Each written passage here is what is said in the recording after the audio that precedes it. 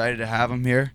Hope you guys enjoy him. I'm gonna have he's actually a roommate of mine. I'm gonna have a couple of those guys coming in to be on the show. They love sports just as much as I do, and they'll be a great addition to the show.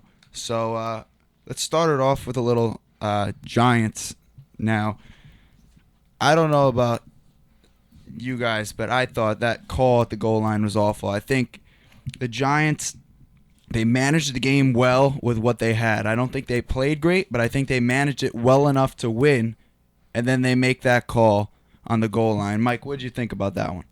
I definitely think it was a questionable call. You're talking about Eli there, and then you're talking with Coughlin, but it's definitely a questionable call. I feel like any opportunity you have a chance to score in any sport, pretty much, whether it's basketball, football, baseball, you name it, you got to take the opportunities when they're given to you. I love that. I completely agree. I mean, you got into this whole big thing. When I first saw the play, I thought, Jesus, like, you got to run the ball there. There's no question about it. Run it in. But, I was listening to ESPN. I listened to some other opinions, and, throwing the ball wasn't the worst idea there because you're looking to slit the throat of the Cowboys. You're looking to put your foot on the throat. But if you're going to throw the ball there and nothing's open, Eli's got to know to not force it. Eli, unfortunately, that was a rookie mistake there. I mean, Eli's got to know, one, you don't force it. Two, take the sack. If you take the sack, it's fine. The clock runs down. You don't give Tony Romo the ball with a little over a minute left and a Giants defense that's very young, not experienced. I mean, you kind of almost saw that coming. And I think I could speak for most Giants fans when I say that when that play happened, you kind of got a pit in your stomach. Not that we thought we were going to lose, but we definitely didn't have a good feeling. You definitely knew that Tony Romo had something in him because he looked solid all game. Now, do the Cowboys look like the Cowboys from last year? Absolutely not. I think we'd all agree.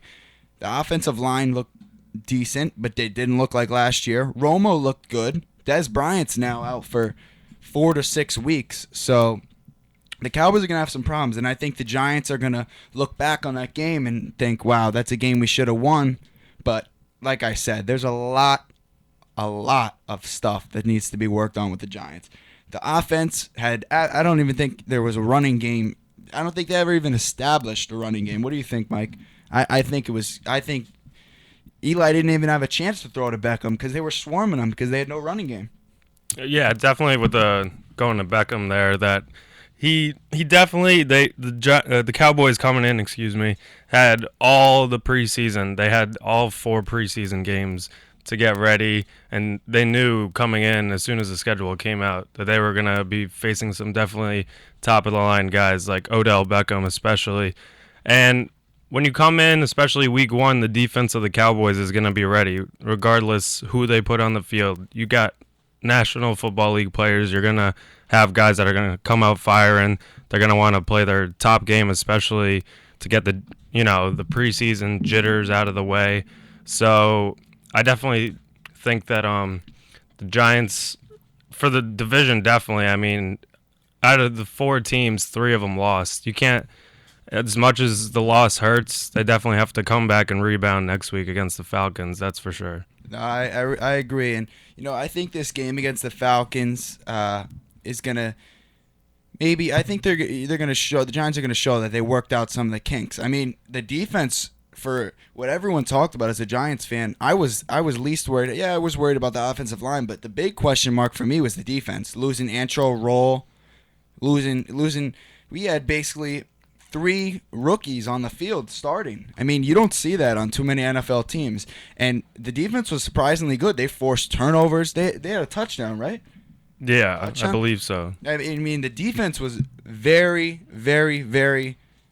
It was a pleasant surprise, to say the least, the defense. I would not put that game on the defense one bit. That's Eli's game. I think Eli knows that was his game. He blew it, but you know what? It's week 1. There's no need to panic. The Seahawks are 0-1. Who else is 0-1? The Eagles are 0-1. The Eagles, the Redskins. You're going to have another matchup. I'm not sure exactly what date they face the Cowboys, but that's not an easy game anyway. You got Tony Romo, who's been playing consistently well. You have all these other guys that are definitely live up to the actual hype, and I mean, it's not always the easiest division, and the Eagles by no means are going to be an easy team. No, I completely agree with you. I think it's going to be a very even division this year. I think it's going to come down to the last couple weeks because all the teams in there, there's none that is like has that wow factor. There's none that you sit there and you're like, wow, this team could win the Super Bowl. I mean, it's not like do I say Patriots or a Broncos from years past. I mean, the Broncos look awful this year. I mean, absolutely terrible. They got a lot to figure out. But anyways, there's no dominant team in the East. So, I mean, it's not no means time to hit the panic button, but there is a lot of stuff to work on. Now, I want to move on to another thing. I mean, you guys, all my fans of my show know, I have no patience for this. Jason Pierre-Paul, as we said last week, it was in a little disagreement with the Giants training staff over his readiness.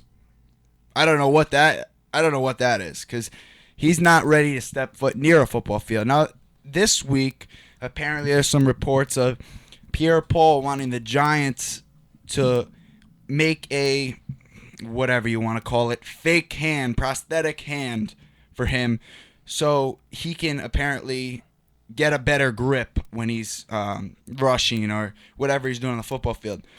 But also this week what came out is that he's not only missing a finger, he's missing a little part of his thumb. Now to me, that's a big difference because your thumb, when you're looking to grip someone, especially these big offensive linemen, you need your thumb. Your thumb is a big part of your grip strength. What do you think about that, Mikey? Oh, I definitely think this changes things up. Definitely, SportsCenter coming out with a tweet yesterday saying that JPP is missing a portion of his thumb, along with his entire index finger from the firework accident. And it's just, honestly, it's a very touchy subject. It's just he's a young guy still, but this doesn't help his case. And he definitely is a hard worker when he's on the field.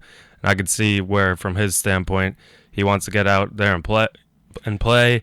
But also, from the Giants' perspective, you need to see that he did something stupid that he shouldn't have done, and it just could have been avoided. But I think from now, you just have to move on from the point, and you just got to keep taking it step by step. I agree, and I think the Giants, the one thing you can always say about the Giants is they are a first-class organization. They do things the right way. That's why the NFL loves them. They're not like the Cheatriots who, always have a little black eye on their team. The Giants do things the right way, and I trust the owner, John Mara, and the coaching staff. They're going to handle this the right way, and who knows? We might not see Pierre-Paul for the rest of the season, but if that's what needs to be done, that's what needs to be done.